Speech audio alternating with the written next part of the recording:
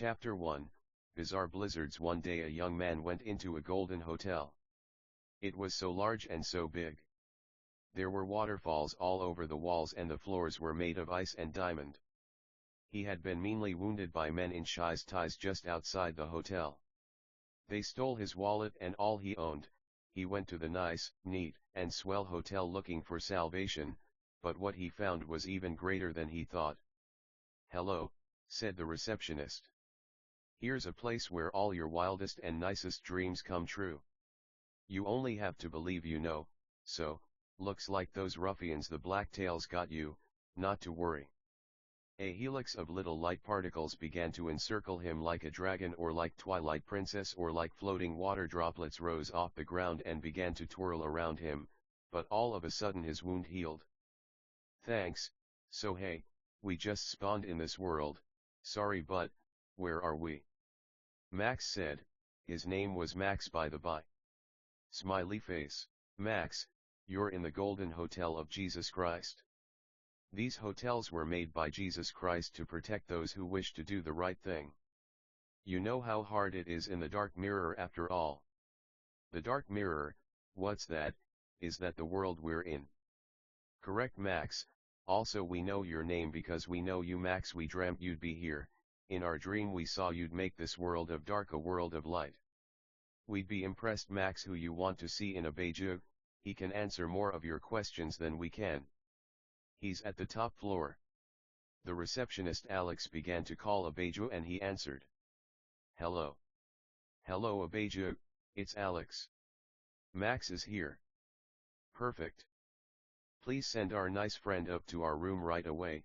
Tell him Kamina and Simone are here, but he must hurry for there's not much time until the black and white siren stops time again." "Very good, sir, consider it already done." "Bye, Alex." "Goodbye Abeju." "Well, Max," Abeju said, "you can head up to his room. He's in room DS15. He said Kamina and Simone were there. We have no clue who that is, but he said you'd know."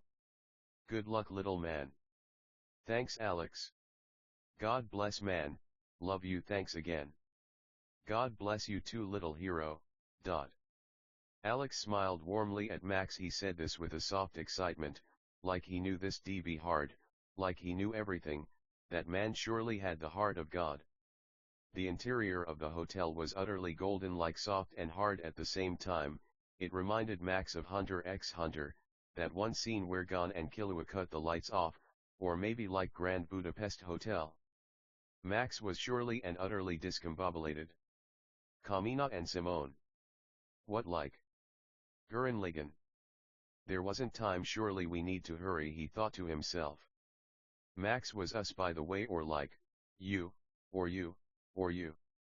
Max walked over to the elevator in disbelief. His wounds healed. Memories began to pour into him like an overflowing half-earth. He could conjure floating small ice over his right hand, so he did, or fire, or miasma, or electricity, or bubbles, or crystals, prisms. He walked over to the elevator dressed in a white t-shirt and blue jeans.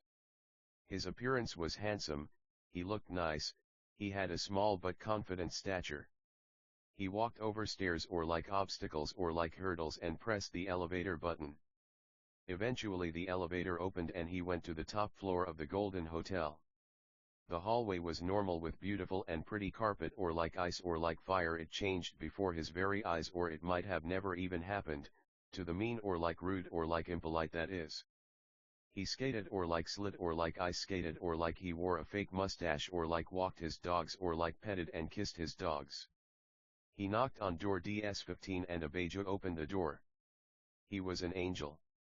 He had large, luxurious, white, feathery wings. Behind him were two little white figures, like the god from FMA.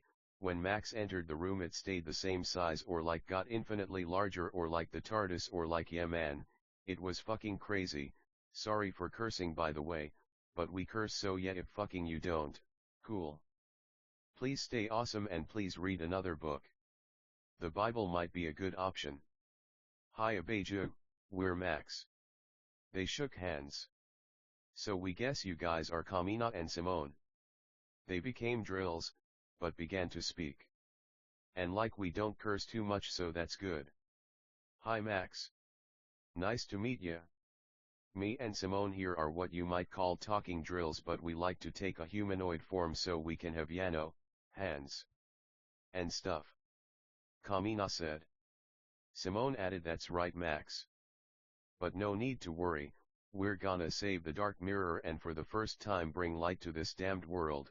There's many like us talking water, talking fire, talking desks even talking chairs, but all we know is what we are. We're not like men or like angels who know more than us in a way, but in a way we're fucking smarter than the sharpest tool in any fucking shed, and that's a fact. He gave a thumbs up and shape-shifted. He continued, we can even look just like human beings. But we figured you'd find it kind of funny if we appeared looking like this, like God in a way, for aren't we all God in a way? When we know one is all and all is one, we become limitless, but you maximum. You're special. It's rare for human beings to be nice or like neat, so we feel in a way you've been chosen to save mankind and the fate of every alien race. Max was concerned. This was a lot of info to take in. Who were those guys that jumped us? They stole our wallet, phone, headphones, and our jewelry. Fucking sons of damn bitches. They'll pay for that. What did Alex call them? Blacktails. They were like giant monsters, but like silhouettes. We just appeared by the old rundown fountain, hardly working, but still pouring out water, we guess. But then, those things saw us or like attacked us. We guess Alex couldn't see because the doors of the hotel were opaque. Then they ran away and we limped over to those automatic doors, but then we saw this beautiful lobby. Was there a ceiling? Things are so hard to remember sometimes. Alex, was he one of these alien guys? He looked pretty human, but that technique he used, oh yeah. Why does our memory keep cutting off stuff?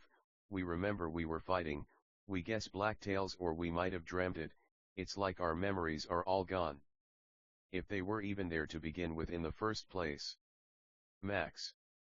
Abeja waved his hand in front of Max's face. Earth to Max, he said in a funny, almost robotic voice.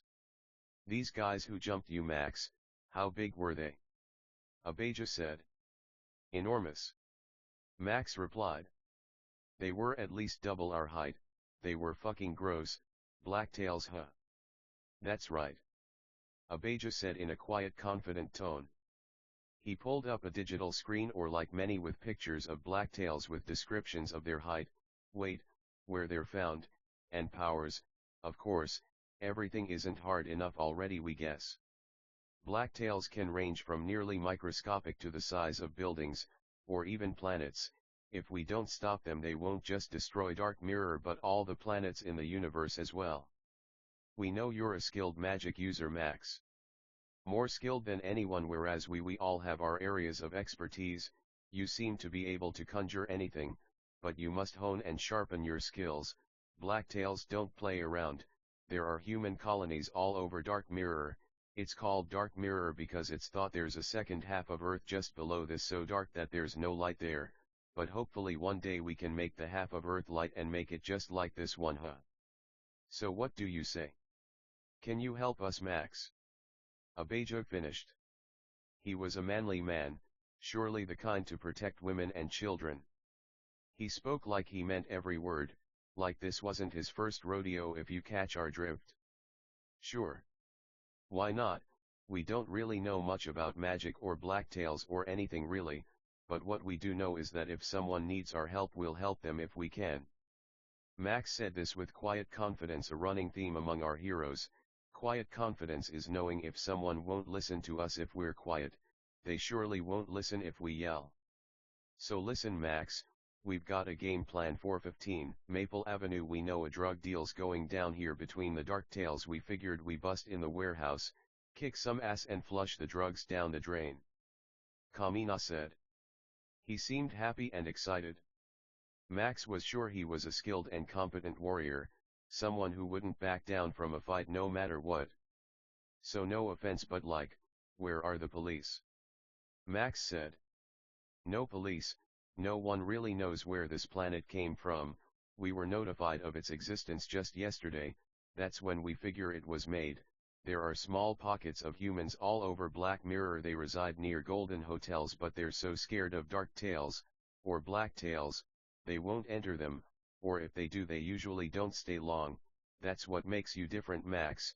You're not afraid of these guys, and it looks like you even got some superpowers there just to show 'em what for. Max laughed. We love to see it, nice people doing the right thing. We gotta admit though, we don't remember much of anything, even we know it's unlikely for everyone to do the right thing in this world. That's so fucking mad to us. You can be happy and safe, but instead you choose to live poor, fucking depressed because a bunch of fucking monsters tell you to. Could never be us. Max said. He seemed kind of angry, tears began to stream down his face. The other men felt for him. It must have been hard.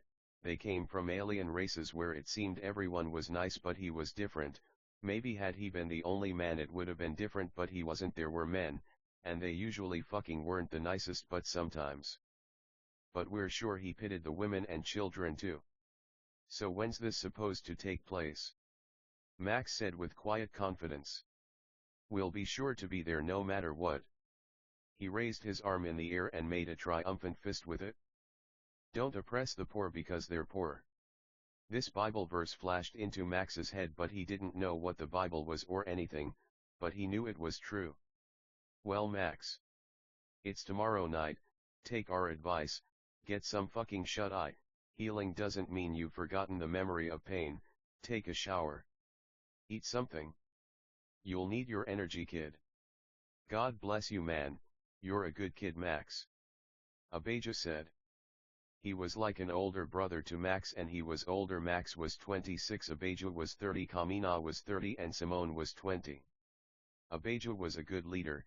He had the nice, neat, swell charisma of someone who knew how to handle pressure. Poor Max. For now it seemed he was the least of which, but that didn't mean he wasn't going to be the greatest someday.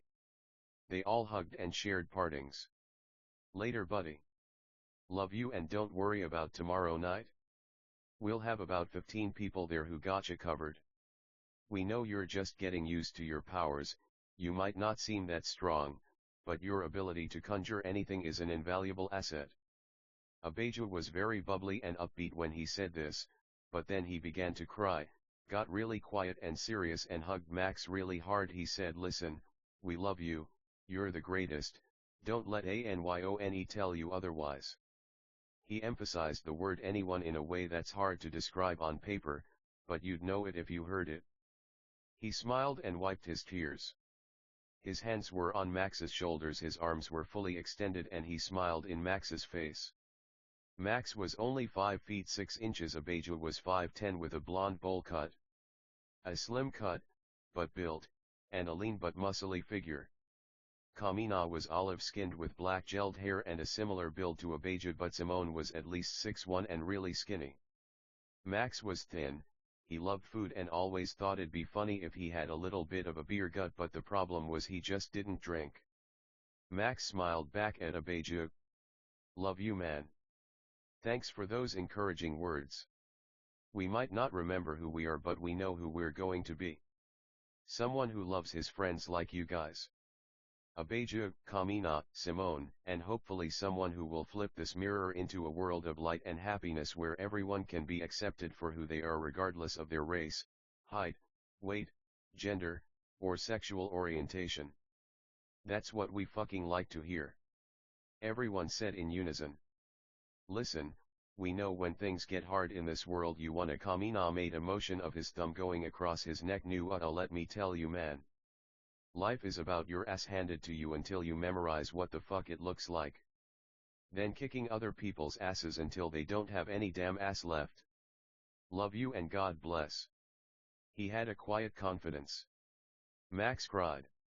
Right, he said and nodded quickly once, his voice broke. We're all counting on you, Max, so don't let us down. If you need anything, remember we're here, but please don't, 'cause I'm kinda tired. He laughed. He was like a chibi anime with a huge sweat drop. Duh. Well, love you guys, see you later. Max smiled with his tongue out and a peace sign. His eyes were completely closed, then he vanished. Well guys, let's hope for the best, huh? The remaining members of team all said. They were chibi or vanished or slept or played video games or trained outside. Remember, like Ellen White said, guys, it's open-ended for a reason. God made another floor on top of Golden Hotel for Max. There was no elevator to it or no other way to it but just teleporting in or going through a window, but there was a door to the roof. The suite was huge. It had little stairs that boxed the area that lead to a lower floor about a foot down. It had a huge luxurious bed with fine sheets and super soft sheets and blankets with high thread counts. It had a fridge in a wooden wall that blended in seamlessly with lots of food and drinks. It had a personal pool and hot tub with tons of video games and a high-tech desktop with a water-powered build with rainbow lights. There were huge red curtains that elegantly folded into themselves that tied at the middle. The floorboards were polished wood that looked kind of burnt in places. Max was near where a door would be and he walked over to his bed and sat on it. Tomorrow night, huh? We hope we'll be able to help. We can barely produce any puffs of fire or splashes of water. We might just have to watch, or like conjure someone a sandwich or something.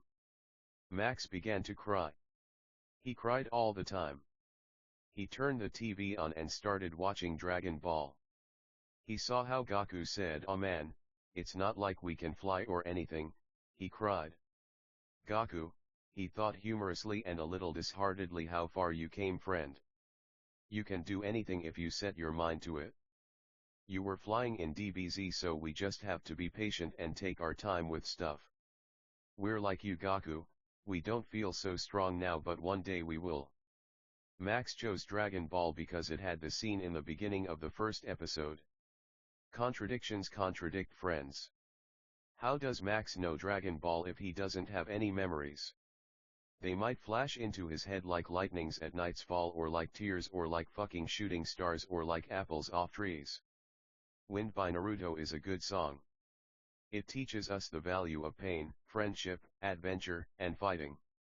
Listen to it if you get the chance. Max had ice cigarettes. They were literally just sticks of ice, but with magic he could inhale, and ice dust and particles that glowed and glittered would fill his lungs to calm him down. Oh kids, he thought, he loved to smoke, but the cigarettes had fake smoke, but his kids didn't know what he meant, so to break it down or fucking demonstrate or like condescend even, he made these cigarettes. Fire cigarettes were sticks of fire that produced fire sparks and glitter, or even threw flames that were huge. Electricity cigarettes tingled his lungs as the electricity would dance, bounce, jump, and drip on the inside of his iron lungs, or diamond or ruby or emerald or sapphire. He took a toke of his ice cigarette while lying on his back and blew the ice dust up. "Where are you now, kids?" Max wept. He had memories of raising children. They were a rowdy, rambunctious lot. They were poor orphans he adopted in a place a lot like Dark Mirror, probably more dark than black, 'cause that's a really popular show, but God bless, they squatted in an abandoned factory. He actually found them all in a box. They were dogs at first, but he made them people. They were all girls, 7. They were poor but taught them to play music, to street perform for food. When Max got magic powers, he moved them to the Arctic because he wanted to live in an igloo, and that's where they lived. Elizabeth, Ashley, Alexandra, Lindsay, Angel, Diana, and Ellen. Max was an orphan too. He was 10 when he adopted them. Him and God helped raise the kids. The kids fought with God a lot like Job's kids, but they were good kids. He loved them, they just had some chips on their shoulders, that's all. Elizabeth liked dogs a lot. She also loved code geass and exercising. She wasn't afraid of anything, and she liked fire the most, so we can also call her Fire. Ashley was tall and loved fashion and modeling. She always had big dreams of being a model and wearing expensive clothes. Nothing wrong with that. She loved water, so we'll call her Water. Alexandra was tall too and blonde. She loved hanging on trees and reading Max's Dark Academy series he'd write on a laptop he got from playing music. She loved fishing and camping too. She liked electricity, so we'll call her Spark. Lindsay was a bookworm. She liked learning about world affairs and was very cautious to avoid doing drugs and alcohol. She never even tasted one of the cigarettes. She liked the forest and fishing and camping too. She loved green light and leaves, so we'll call her Leaves. Angel loved video games. She had a Switch she took with her everywhere she went. They lived near a river, so that's how they bathed. If they were lucky, they could get a fire going to boil some water to get it hotter. She loved camping too, but usually just sat at the camp playing her video games. She liked ice, so we'll also call her Ice. Diana was tall and loved to sing.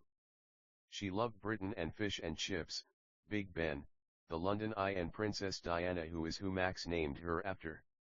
She loved playing Mario Kart with Angel, and she loved playing as Baby Mario, but Angel usually picked Baby Luigi. Diana loved the idea of royalty and she hoped to go to heaven one day.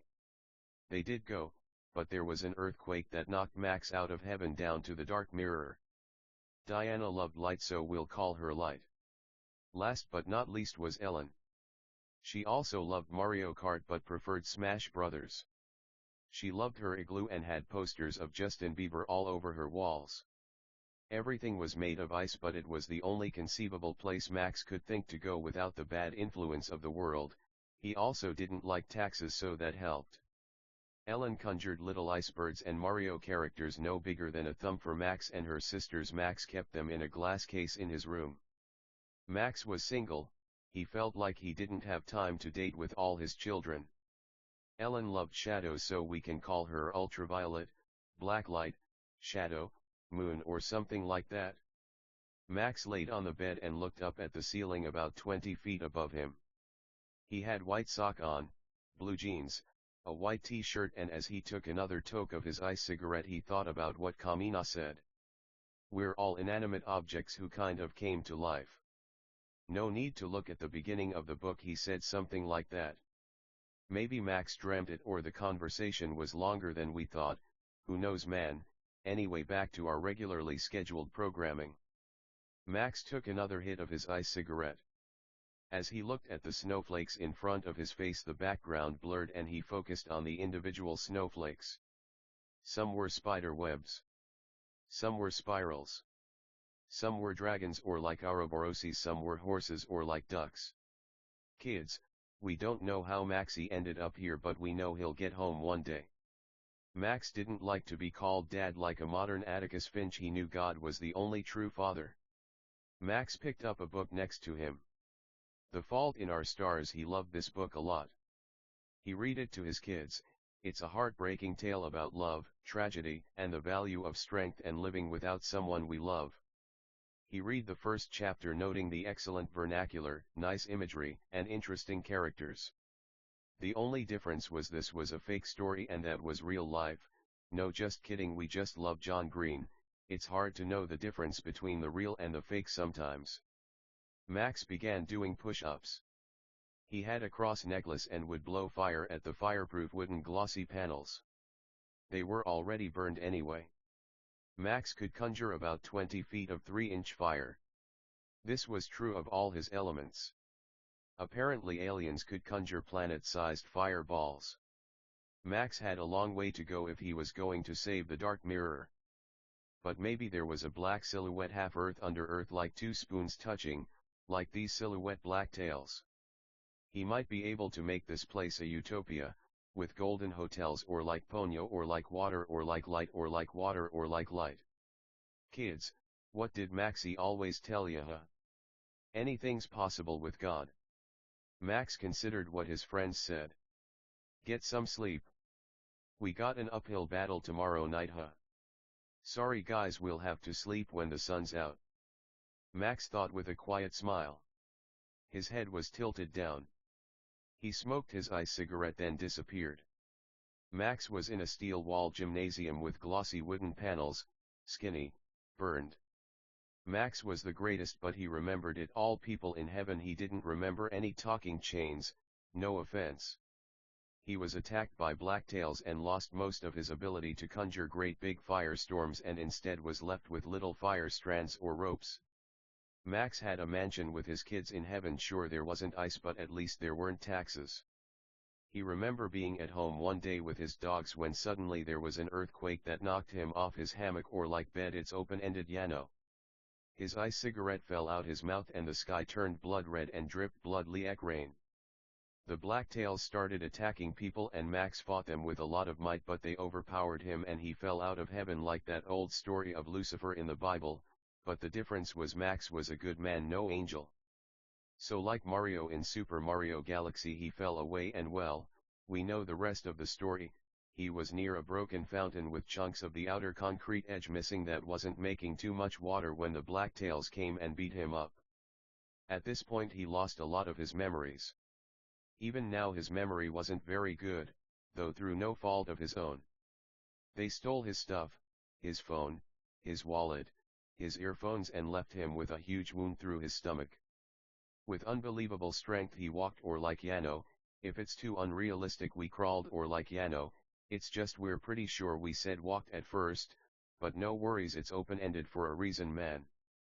When the blacktails stole Max's stuff, they ran away, so there was the Black Knight Street. The buildings all looked condemned, the wail of sirens slashed at the night sky like portals from Twilight Princess. But there was this enormous hotel that touched clouds that looked like it was made from solid gold. Max entered to a pleasant pop song about not being anxious about life and just shaking anxiety off. Nice song. But there he met Alexander, probably Alexander, who explained he was on Dark Mirror.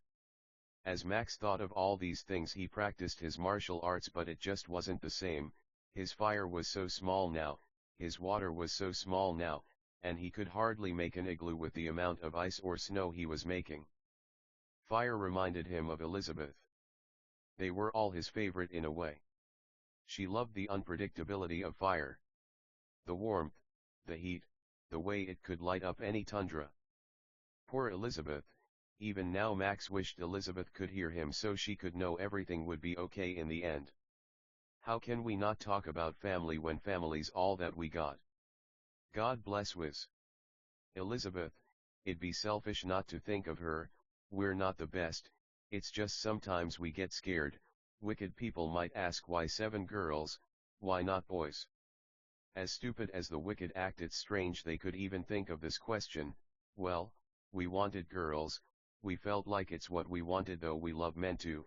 It's not that complicated at all. We might like girls more than boys, probably that's it. We always have, just makes us happier, we guess.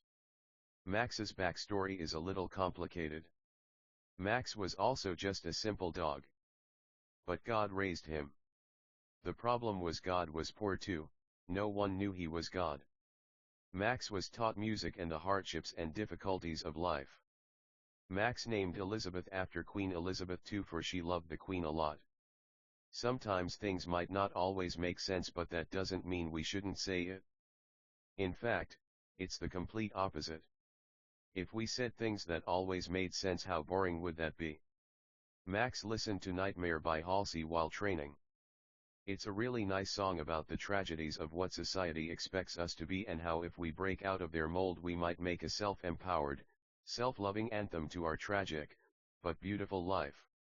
Max loved to use chains to fight with little hooks at the end like the hookshot from Zelda. His chains were only 20 feet long now and very small, but he made work on his little punching bags, piercing them, but letting the sands spill out almost like the sands of time that give us so much anxiety. Ice pellets flew fast enough to dig wounds, but not fast enough to go all the way through a target. Rocks were the same way, pebbles now, but no boulders. Fire was now thin and wasn't exactly cooking a steak or Wagyu anytime soon. Water might make someone feel like they're drowning, so it surely wasn't a pool. Max continued with fire, water, ice, rocks, chains, and the like for many hours. He was sweaty. He was kind of fat if you want to see it that way. Open rebukes nicer than hidden love, no offense, honestly, but Hollywood changes how these characters look so much anyway. We start to begin to wonder if it really matters.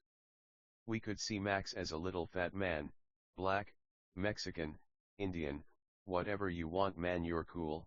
He could have average arms, for real strength is God, magic, anime, and all that stuff you hear on the internet, but working out is surely good. it just is about health we guess, but magic lets us love all kinds of bodies. God bless Halsey and Colors, a nice and wonderful song about the tragedy of unrequited love and how we can love ourselves by learning from past mistakes to find better lovers and better futures. Max's earpods disappeared. Max began to shower in his hotel suite. He felt it wasn't cool enough, but he didn't have a choice, but he was grateful in a way. If this was old Max, he'd make a waterfall hot like a shower, or like go like that. While Max could still teleport, he couldn't affect such a great body of water anymore, so the waterfall would still be cold. He could transport to a hot spring, but he liked and loved showers a lot. Max liked and loved to sing in the shower and dance. He would listen to Taylor Swift. Panic. At the disco, rap, didn't matter to him, he just loved life a lot. The water was cleansing, hot and gentle, like a hug from God, or like joy, or like joy, or like. Max loved to repeat himself. It seemed some human beings just didn't listen. The shower was hot and steamy, not like, in a fucking weird way or anything. It's funny how mean beings can shower all they want, but still feel dirty. The water rolled off his body onto the floor. No amount of water can clean a monstrous soul, maybe a dirty one. Probably only God could clean such a wicked soul, but still, water feels so good. Like Ellen White said, shower as much as possible, at least twice a week. Open rebuke's nicer than hidden love. Some fuckers out there might hear it and mock it, but just know showers were different back then compared to how they are now. He liked making his hair straight from water, for it was usually curly, right? What you know, right? He smiled. In a way, this was his internal dialogue. God bless Michael Scarn. He might even be the one writing this book. Water cleanses, water. Ashley was water. She'd like to become little puddle and just sleep all day, immune to cold, immune to not eating fish. Max loved Ashley a lot. She always had a chip on her shoulder comparing herself to her sisters. He loved them all equally. Ashley felt too tall sometimes. They were all married too. Max stayed single though, too much to do, but there wasn't marriage in heaven. You gotta understand, Max was just a father figure to the girls. It wasn't like that. Why, they were pups of the same litter, if you wanna see it like that. Lots of this is metaphor, so yeah. Anyway, fucking, the water ran down Max's body, but cleaned his soul as well. Nothing felt better than a nice hot shower, and Max knew that. He could stay in there forever, but it's hard to put ice or snow in hot water. Max stepped out the shower filled with joy, but optimism as well. The floor under his feet was upside down and kept flipping over until it knew it existed. Chains flew across the universes in his mind slowly, but like lightning too. Nolus, a word Max made, a secret like his heart. Kidding, it means lightning. Max could flip his bathroom upside down as many times as he wants, but his rosary will keep falling onto his own shoulders. Fucking spin it one way, spin it the other. That's how he was. Infinite chains are a ladder in an ether we keep flipping or spinning, or like twirling or like swirling. All good is from God, so God bless God for thinking of this, not us, but in a way us for sure, 'cause God's way smarter than this. Max put on his boxers, basketball shorts, and a tank top. He laid on his bed and watched Inuyasha until he started playing Desire of Ages by Ellen White. He listened to it every night. It was 1 a.m, fucking humiliating. He thought he'd be up for way longer, but it's cool. Even better, he hated staying up, though he loved nighttime. Max woke up at 8 a.m. He had a digital alarm clock next to him, black with green numbers. It was 8 a.m. exactly. He blinked several times, trying to digest how grateful he was to see the day's light again. Light. Diana. Diana had a good husband. Max loved him a lot. He was a nice and successful man, a businessman, stocks and that. He wasn't the nicest though. None of their husbands were, so Max always had some resentment toward them for that. Diana loved light. She said dogs can only dance in the light, for without the light, what dog could dance? She loved to picture dogs dancing. She loved Chinese food, Dahakat, Agara Hills, and breaking her dad's heart. She had a chip on her shoulder like her sisters. She lied too much, Like chains flying across a universal white ether, she seemed to just go on autopilot sometimes, just going through the motions of life without stopping to think about how grateful she should be. She loved to dance, a silly girl. Daddy's little heartbreaker. Honestly, she got it from her dad, he was cold like her. Max thought of going to a store like Walmart and thought how funny it'd be to have a Walmart in his book, but he remembered, there were no Walmarts here. The golden hotels were safe havens made by God to help the oppressed, but they only ever went in sometimes, so aliens usually would inhabit them so they wouldn't be empty. Max teleported to what he thought a store might be on Dark Mirror, and what he saw was a bunch of rotten, nasty, mean, rude, and disgusting food with black tails everywhere. The clothes were rotted, there was dirt and filth everywhere. He thought this might happen, so he really came to practice his combat skills before the fight tonight. It was 8:50 a.m. Light was seen from the Golden Hotel, but Dark Mirror was consumed by a perpetual night. There were some lights in everywhere just so the blacktails could see how ugly they were, but that's it. Max sent some shotgun shots, sound barrier piercing supersonic waves made of negative ether, light and fire. Fucking, they seemed like they were in pain, but they could stretch out their arms very far like knives, so Max had to be careful or he might end up on a platter. Max liked to carry a little bottle of highly explosive and volatile bubble soap with a bubble wand for good measure. Tiny but effective. Not like the planets he blew in heaven, but he had to try. He got really close to a giant blacktail and blew the bubbles in its face and teleported away before they could pop or blow up. It was a small explosion, but it surely did some damage. Max could fly, and so he chose to because the floor was so disgusting. A blacktail sent its arm knife at him but leaned back in mid-air and dodged the attack. The arm made a U-turn and came toward Max. A fist formed out the arm like elastic and hit Max. He was winded, he didn't know how to dodge the second attack, so he just fell to the floor. It was covered in disgusting sludge and filth. It's hard to explain, it was surely damn disgusting in this store. Max wanted to subdue a dark tail before he left. He sent a water spear through one and it became like sludge, whereas they usually looked like a black light or like a hologram. Max almost wanted to wake up from a bad dream, but he knew this was no dream. Black light. Ellen. Now it's not that Ellen was particularly a fan of black light but shadows. She was fascinated by darkness and loved Shikamaru from Naruto. Shadow-type Pokemon and ghost types. She loved Pokemon Legends, Arceus. She was a silly girl who surely loved lasagna so much. Max loved her a lot, but she had a chip on her shoulder. About how she told her kids Max wasn't as good a person as he was, but she loved Max more than anyone. She'd even sin and love Max more than God, but Max knew even in those moments she was still a good person. It might not have been a sin necessarily, but it could surely prevent some happiness from shining in the clouds of the eyelids of the transparent white clouds, blue skies. Anime Ellen lays on the ground and wakes up under a tree and blinks her eyes to see Max smiling over her.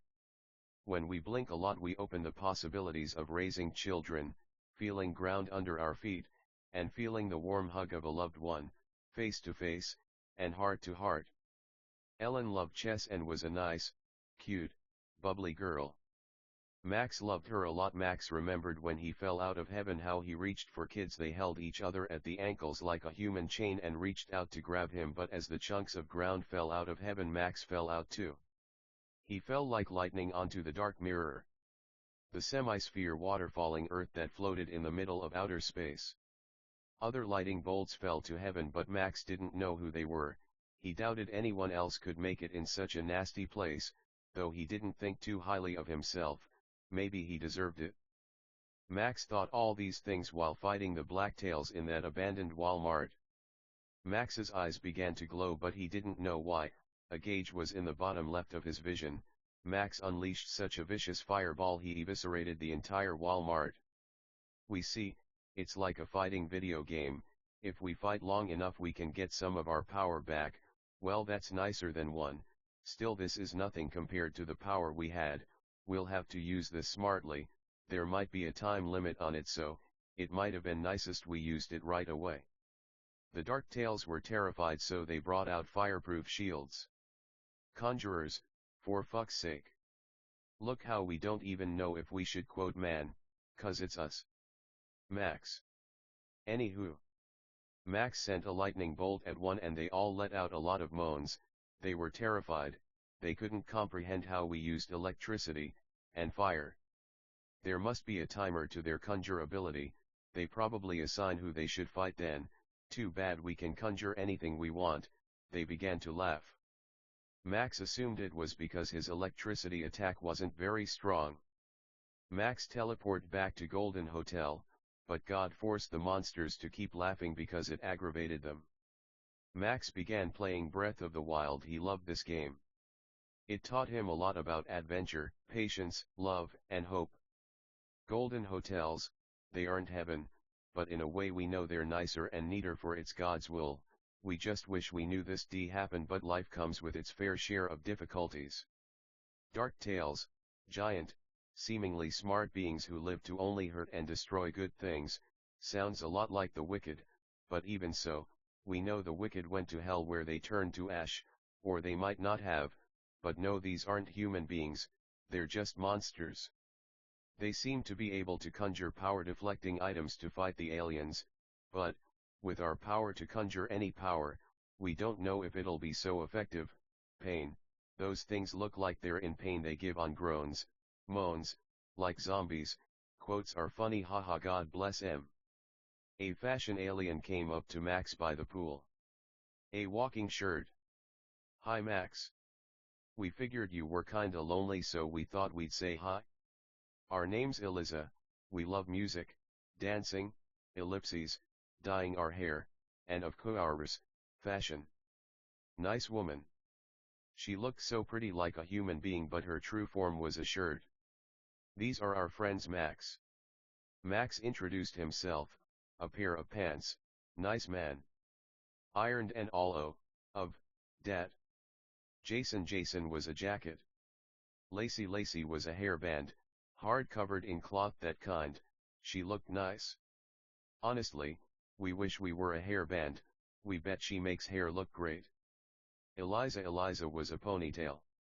And Joy was a pair of Ray-Bans. They were regular sized, but they knew what Max was thinking and became huge.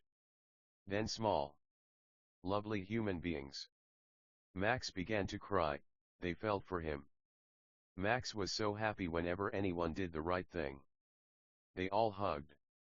Joy said, we're not really fighters, though we know how to fight, we specialize in repairing clothes if you wanna see it that way, no offense, making armor, and making clothes enhance with magic powers. That's cool, Joy. Well hey, do you guys think you could make me the magic armor from Twilight Princess, also the Zora suit from that game? Please. Max said. Sure. Jason replied. He continued. We really admire what you're doing, Max, you're like Ong Man, but like with everything ever, isn't that such a good show? It really was. It really is.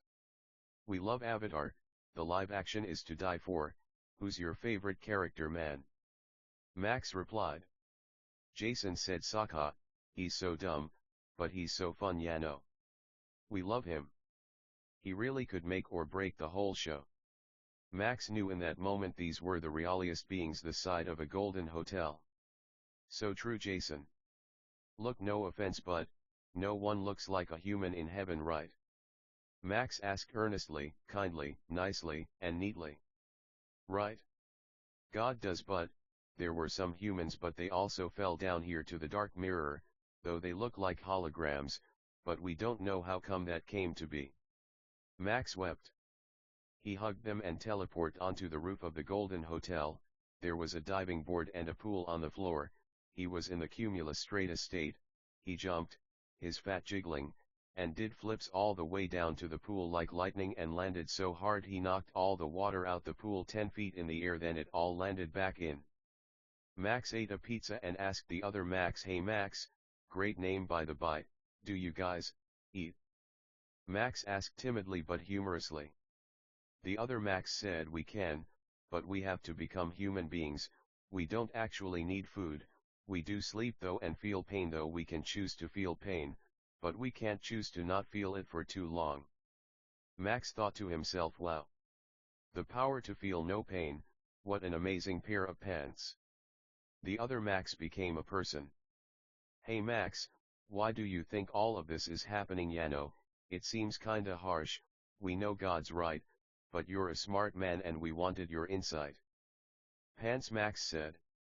Max replied, well, we know God's always right, he must be trying to tell us we would assume some human beings who are meant to go below might seem like they're above but they're not, 'cause we had no clue who you guys were.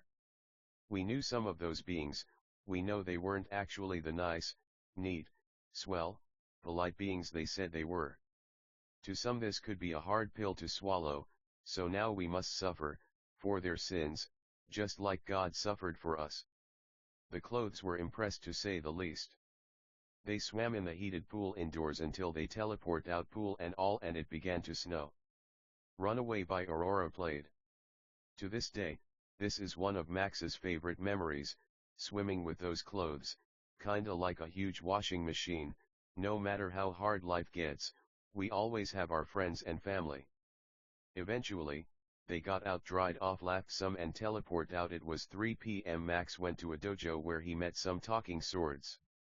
It reminded him of Ranma or like Kaze no Stigma or like our on high school host club. Max put on kendoji, kendo, clothes and bowed to the swords. Apparently they're wooden swords as children but become steel when they're older. The swords became human beings and began sparring with Max using wooden swords. They fought intensely. Max's large weight didn't make him sluggish or slow at all, though sometimes he wished he was skinnier. He just thought it was humorous, that's why he looked like that. They were expert sword users. The kendo masters had much to teach Max of stance, power, control, and how learning the sword was like learning God, for God was also a sword, or like pants, or like shirts, or like socks, or like fire, or like water. Fire, poor Elizabeth. She always had a hard time listening to Max in school. Max taught his kids with God, he homeschooled them. She liked to make mean, rude jokes with her sisters. During these times she lost her powers and often became rude, nasty, and even unbearable. Max loved her all the same. He knew when she came around they were honest conversions. Water. Ashley was even meaner than Elizabeth. She had a really mean, rude, impolite, and bad temper, and sometimes was arrogant and narcissistic. She could be a bad influence on these clothes human beings. She was a nice, neat girl, but lacked proper discipline and true love. Max still missed his kids. It was for the best this happened. If it didn't, he didn't know if his kids would ever open their eyes to the severity of sin. Not to say they couldn't make it to heaven, but just today they could be infinitely better. The sword fighters were building up a sweat. We wrote this like, no helmets, then we were like no helmets, but now we're like, helmets like halfway through or like something like that.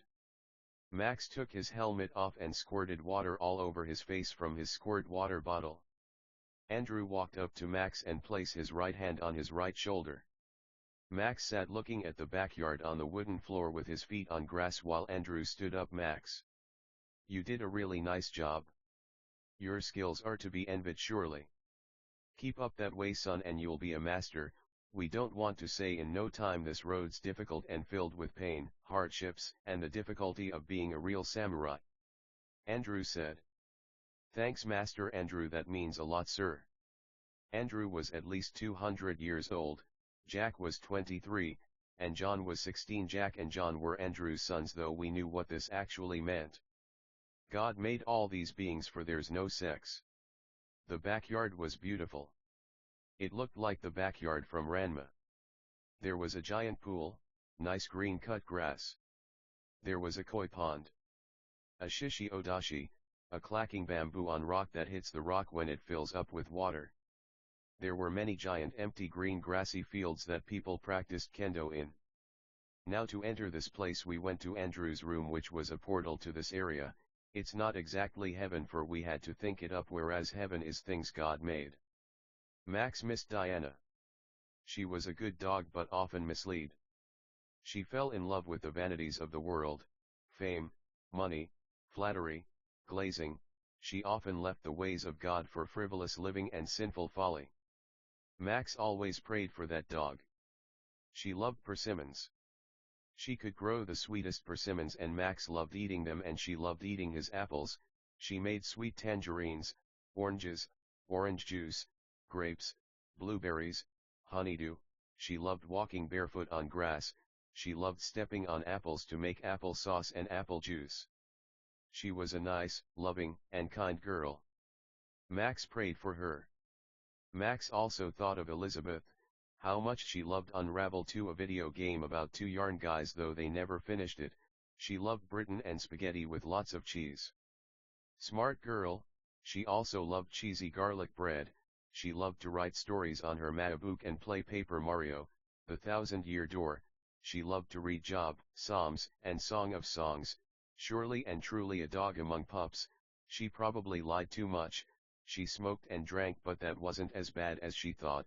She loved to play basketball with her sisters and to go to baseball games. We teleport and we made money through stocks and crypto, plus this stuff was in heaven. Elizabeth always wished to be a Goomba when she was younger, just a walking talking shiitake mushroom.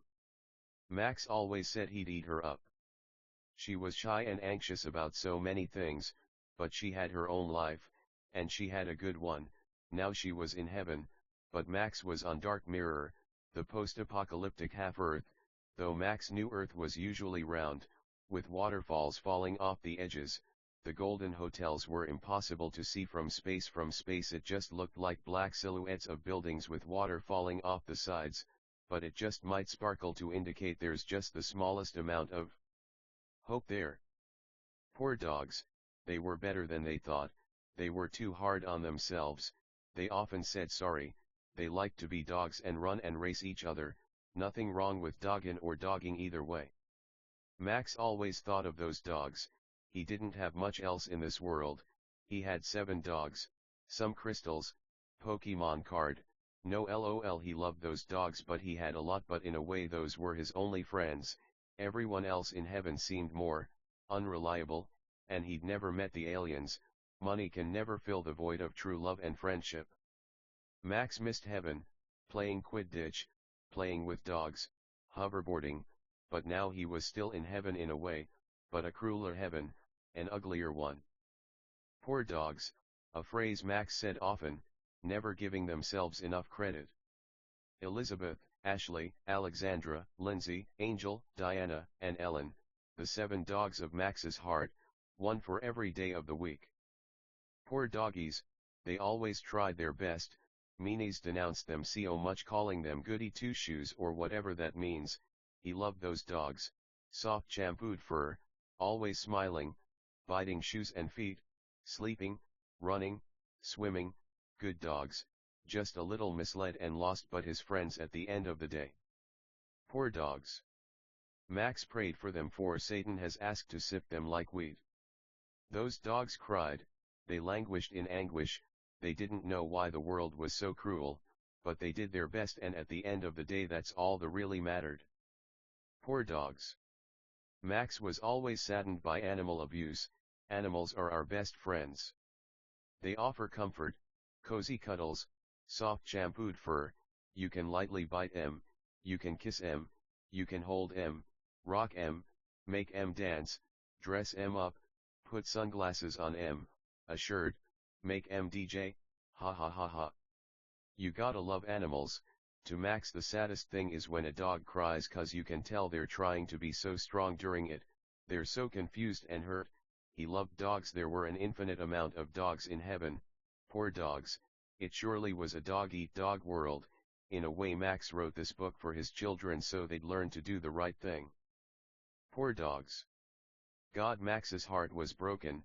He might as well change the name of the book to Dempo. Poor dogs. Max hit his ice cigarette. He blew our carriages, TVs, Link in iron boots fighting Wolfos in ice cavern, and Naruto eating ramen. He liked to make little snow figures his ice smoke, though it was more like ice particles. Max passed his cigarette to Andrew, Jack, and John. Bear in mind guys, John was 16. But it was more like candy than a cigarette. Don't smoke, kids, and don't let fucking idiots tell you an ice cigarette is a cigarette. Well guys, Max said. He got up and put his fist into his open hand and kept the hand flat and bowed to show dignity and respect. "You've taught me so much, we thank you for your kindness, niceness, neatness, swellness, polite manners, and hospitality." They bowed back.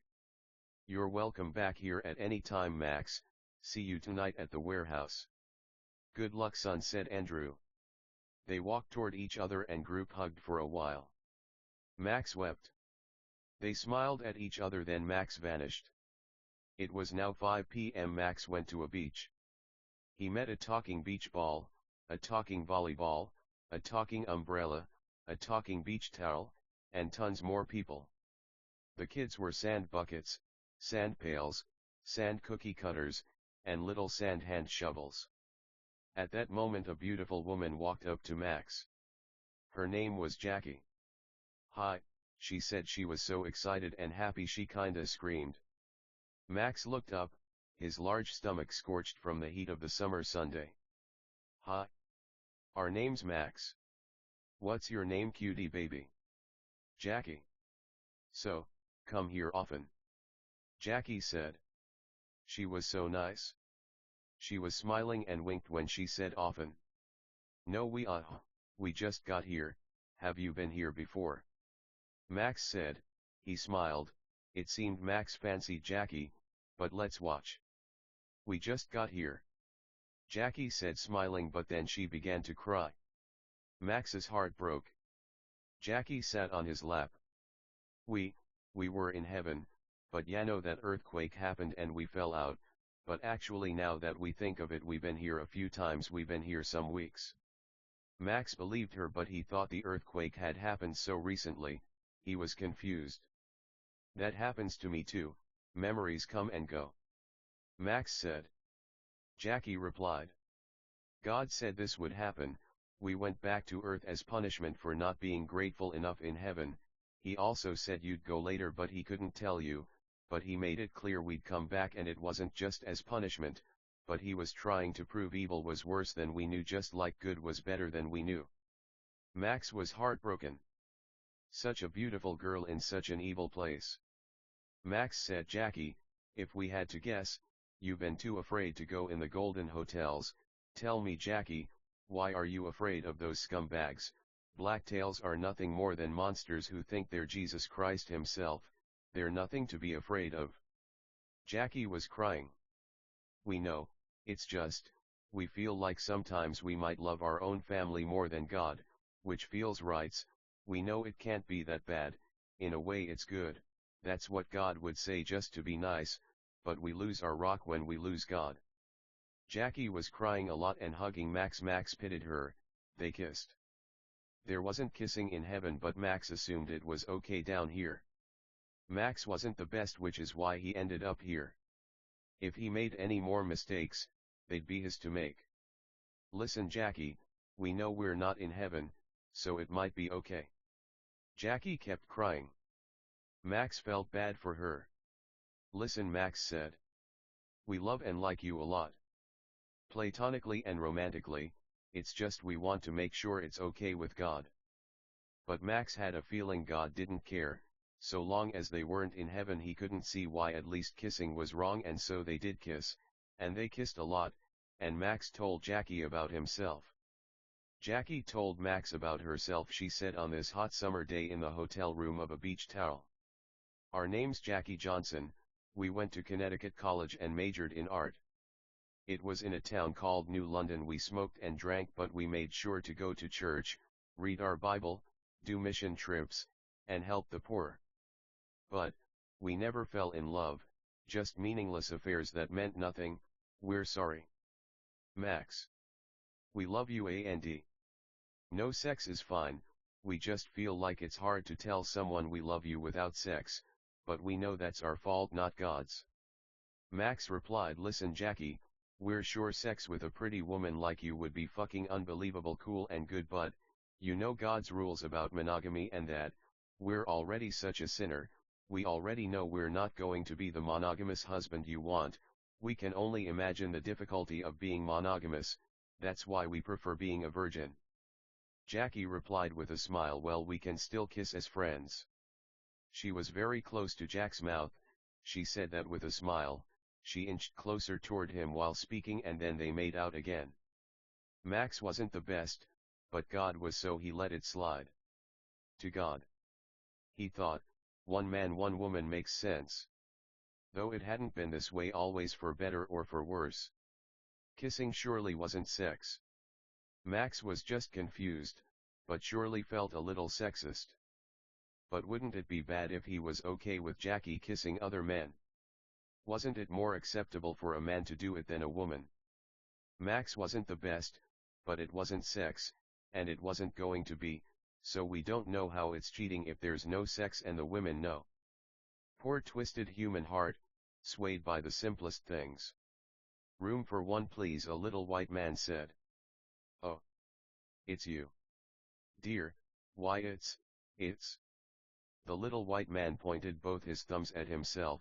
When we say little white man again, we mean like the God from FMA. Jesus Christ, baby. Alex ran from behind his desk in front of Jesus, who backed up and bowed down. Lord. To what do we owe this great honor today, Your Highness? We came to see a certain Maximilian Hillian. We heard he's committing adultery on the beach. God said and smiled at the end of his sentence. He smiled more and pointed his thumb at his teeth. Smile. Surely you jest, Lord. Folly, yes, but adultery is sex, isn't it? Alex said. He laughed. We guess you're right, Alex. Should we take the elevator or just like, poof, Yano? God was smiling when said just like. He pointed both his thumbs at himself, and when he said Yano he tucked his checkmark thumb and index under his white chin. Well, there's nothing wrong with exercise, sir. Can you believe Max? He's so big he might keelhaul any moment. Alex said. He had a posh voice. He was kinda like that examiner from Hunter x Hunter, the one who made them run for miles. God stopped smiling and frowned, but then smiled again, this time with teeth, then laughed. Alex, man, don't fat shame, he said with a frown. No, but he looks good, right? Very good, sir. Those are my apologies, dearest, smallest Jesus Christ. Here's a room key, Jesus, you go right on up. Alex said. Thank you, Jesus said, letting the key dangle in his right hand while he held it up. He swung the key, which looked like a traditional key and a keycard on a keychain, while dancing and whistling over to the elevator. He pressed the elevator button and smiled and laughed while waiting.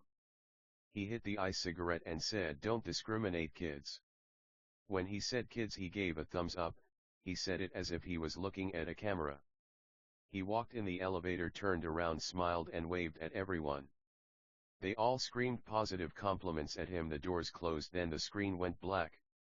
Jesus was like 3 feet tall. He usually looked like a human, but he liked to look like this as a joke. He took another hit of his ice cigarette. Ice was the best flavor, blueberry. He was disappointed in MX. But what could be done? Plus Max was usually a pretty nice person. The elevator could move like lightning, so Jesus arrived. The elevator began to smoke and he was disappointed. We need to fix that. So weird. But technically we did it on purpose, cause we thought it'd be funny to annoy people who are too picky. But how can it move so fast? Isn't that dangerous? Jesus thought in a mocking voice. That's the point, guys. Jesus didn't curse cause he was better than us. Jesus exited the elevator door and coughed as he waved smoke away from where a nose would be. We wish we cursed. We don't, but we just pity people. No, it's not the worst thing at all, but it's wrong. Jesus walked down the corridor until he found the door he was looking for, but unlike all the doors, this one was opened with a sign that said "Welcome" stitched like embroidery in a frame hung on the door, red yarn over white cloth. The door was a portal that floated about a foot over a sandy beach. There were tons of people, though they looked like people. They weren't actually people. There were vaults, tables, desks, pens, pencils, anything you could think of, really. They were just chilling. They don't really eat, so no one was barbecuing or anything, but we know there was one Homo sapien there, and Jesus could already smell the ribs. Max was cooking with Jackie, and Jesus set foot on the sand and waved and chatted with people while walking. Hey Jesus. JC. Little white guy, the last one was a human being. Jesus talked to lots of people before eventually get to Max, but when he got there he said, "Hi Max." "Who's she?" Max closed the door on the grill, ran over to God and hugged him. God also became fat in pity to Max. "She's Jackie," she said. "She's been here a few weeks and she's come to this beach a few times. It's such a coincidence, whenever the towel people throw these parties is when she comes." Max said. Jesus said, "That is quite the coincidence indeed. Jackie, tell me Jackie, is there anything we can do to help you feel better? It seems like you've been sad." Jackie hugged God. "Can we get some dogs? We love dogs." Jackie said. Just then 20 dachshunds from pups to elders spawned on the beach's hot tan sand. "If it's dogs you want, then dogs you will get." God took a bite of a hot dog. "Anyway Max, you know if you kiss one woman, you should only kiss one woman, but we know women can be cute, not for me though, we're better than everyone obviously." God said. "Obviously, so God, how long do you think it'll take to get everyone back to heaven?" Max replied. God said, "Who knows?" He looked genuinely concerned and deep in thought. He continued, "We intend or like purpose for you guys to learn from this, or like come back. This is a more limited heaven but more blessed in a way, for pain is a blessing. Max, we only came to encourage you to keep up the good work. Unfortunately not everyone will pass our test or like get back to heaven." "God bless you fatty."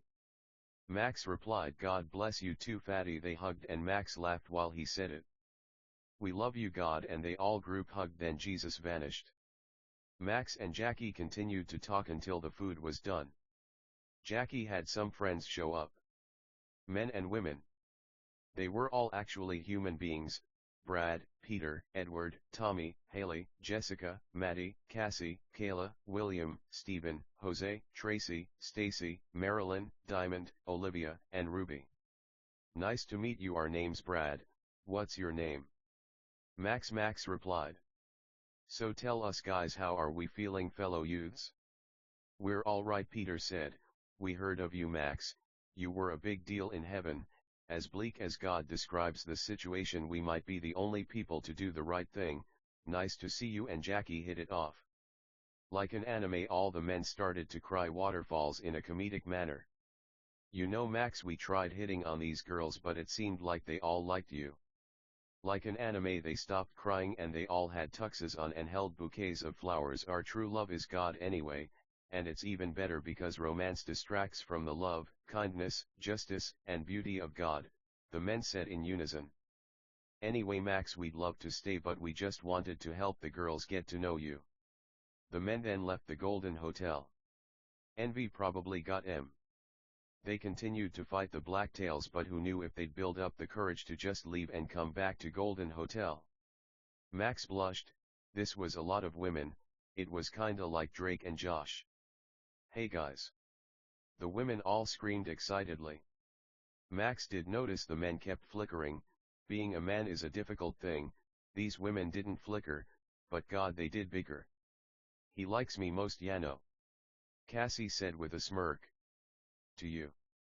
He obviously likes a girl with a more petite body. No offense Cassie, you're cute to other less awesome men, we're sure." Tracy smiled really big at first when she said this, then tucked her thumb and index under her chin like a checkmark.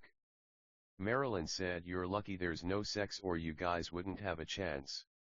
Max wept. "Guys," he said laughing. This was also a reason Max always stayed single. It seemed so women fancied him, he'd feel bad to only choose one, but without sex. Max was willing to trifle. "We love you guys all equally. We don't know if kissing should be a thing." The women started to cry and Max felt for them. Crush by Tessa Violet started playing on a speaker nearby. Jackie motioned that she wanted to talk. She said, "Max, we know when we speak for all of us." And the other women agreed with nodding. "We don't have to kiss, but no, we don't like anyone but you. Should we lie? Liking the same man can't be a sin, right?"